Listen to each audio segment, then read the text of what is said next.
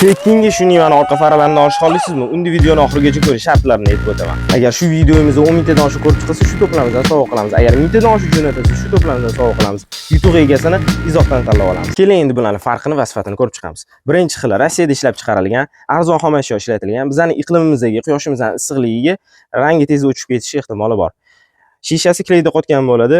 Chetida klayning kuygan izini ko'rishimiz mumkin. Ikkinchi xili zavoddan, avtovazdan qo'yilgan bo'ladi. Original Osvar firmaniki. Zavodskoyning sifati ancha yaxshi bo'ladi. Osvar yozig'i bo'ladi, zavod emblemasi bo'ladi. Shishasining rangi taxminan 2-3 yil o'zgarmaydi. Shishasida arig'i izi bo'ladi. Arzon xilida bu izi yo'q, silliq bo'ladi. Narxiga keladigan bo'lsa, donasi 150 ming so'm sotilgan chirog'imiz chegirmada 100 ming so'm, donasi 280 ming so'm sotilgan chirog'imiz chegirmada 220 ming so'm. Narx amal qilish muddati 1 oy, ulgurib qoling.